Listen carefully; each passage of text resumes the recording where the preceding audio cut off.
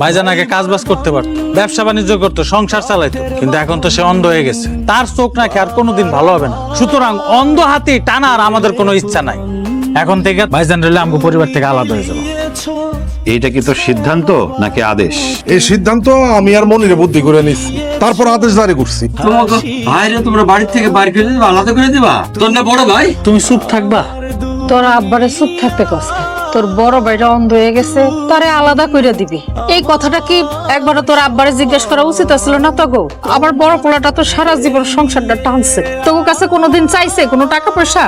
পারলে দিছস, না পারলে না দিছস। আজকে 2 দিন হচ্ছে আমার পোলাটা অন্ধ হয়ে গেছে, আর এখনই তোরা শুরু করে দিছস আমার পোলাটা আলাদা করে দিবি। তুমি আবার আমাকে মধ্যে কথা কও কেন? বড় ভাইজানরে তো আর এমনি এমনি আলাদা করে নাই, সে অন্ধ, সেই কারণে তার আলাদা করা হয়েছে। তাছাড়া তার খাওয়া দাওয়া দেখা শোনা একটা ব্যাপার আছে, এগুলা কার ঠেকা লাগছে? কে দেখবে এগুলা?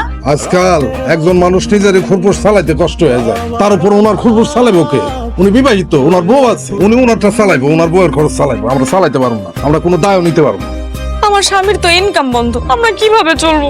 তোমরা কেমনে চলবা সেটা কি আমরা বলে দেবো নাকি? আমগো সিদ্ধান্ত আমরা তোমাকে জানাই দিচ্ছি। ব্যবসা বাণিজ্য এখান থেকে দুলাবে আর আমি দেখবো। তোমরা আলাদা থাকবা, আলাদা খাবা, আলাদা চলবা। ধরো চলবা। তোমাকে একটা কথা বলতাম। বলো। দেখো, তোমার বোনের তো বিয়ে হয়ে গেছে, তাও সে বাড়িতে থাকে, আর বাকি রইলো তোমার ভাই, সেও এখন বড় হয়ে গেছে।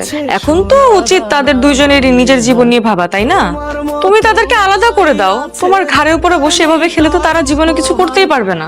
এটা কি ধরনের কথা বললা তুমি? তারা কি ভূত যে আমার ঘাড়ের উপরে চেপে বসবে, বসে বসে খাবে? ওরা আমার ভাই বোন, আমার সাথে ওদের রক্তের সম্পর্ক, ওদেরকে আমি কখনোই আলাদা করতে পারবো না। তোমার আমার তো ভবিষ্যৎ আছে, তাদের কথা চিন্তা করে তুমি তো আমাদের ভবিষ্যৎ নষ্ট করতে পারো না। তাদের দায়িত্ব পালন করলে আমাদের ভবিষ্যৎ নষ্ট হয়ে যাবে, এই চিন্তাটা তোমার মাথায় কেমনে আসলো? আর কখনো আমার ভাই বোনকে নিয়ে কোনো কথা বলবা না, তাহলে আমি ভুলে যাব যে তুমি আমার স্ত্রী আর আমি তোমার স্বামী। তোমার ভাই বোনের প্রতি তোমার এত ভালোবাসাই একদিন তোমার জন্য কাল হয়ে দাঁড়াবে, মনে রাখো কথাটা। ভাই বোনরে ভালোবাসলে একসময় সেই ভালোবাসা দ্বিগুণ হয়ে আমার কাছে ফেরত আসবে, আর ভাই বোনের ভালোবাসা কখনো কাল হয় না, কথাটা যেন মনে থাকে। এই ভালোবাসার অহংকার যেন কাল হয়ে না দাঁড়ায়, সেটাই আমি চাই।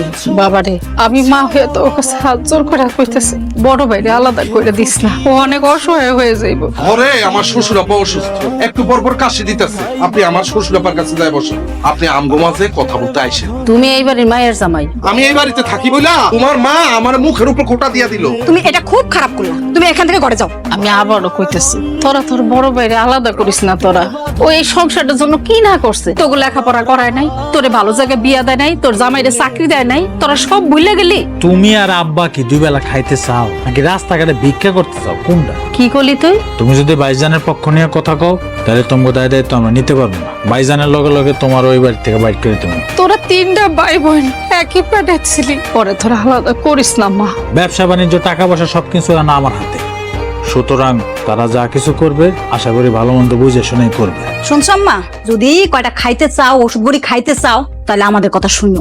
যাও এখন ঘরে যাও।